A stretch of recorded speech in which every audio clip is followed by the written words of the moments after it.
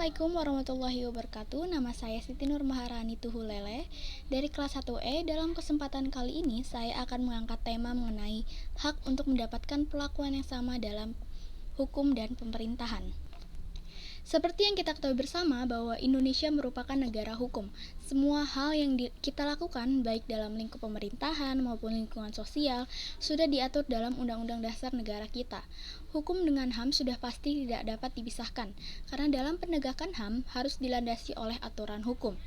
Hak asasi hukum ini juga harus menjamin hak setiap individu agar mendapatkan perlindungan dan perlakuan yang sama baik di mata hukum maupun pemerintahan.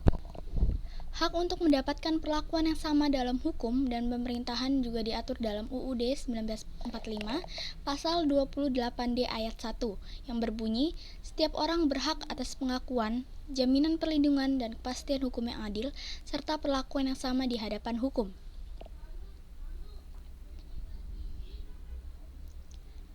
Dalam pasal tersebut mengandung arti bahwa setiap warga negara berhak mendapatkan pengakuan dan perlindungan dari negara tanpa ada perbedaan sedikit pun. Ketidakadilan dalam mendapatkan perlakuan yang sama di hadapan hukum adalah salah satu contoh HAM yang paling sering dilanggar oleh negara. Terdapat beberapa penyebab lain di luar hukum yang dapat menyebabkan ketidaksamaan perlakuan di hadapan hukum, yaitu seperti relasi, jabatan, dan kekuasaan.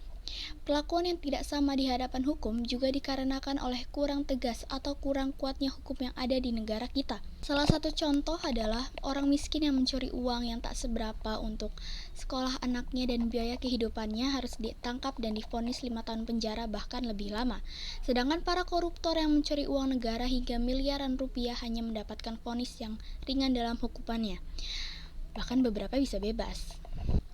Solusi yang kita dapat lakukan dalam mengatasi masalah ini yakni dengan cara memilih penegak-penegak hukum yang berkualitas dan jujur dalam kinerjanya, bukan hanya menginginkan jabatan semata. Penegak hukum yang tegas dan tidak dapat disuap dalam bentuk apapun.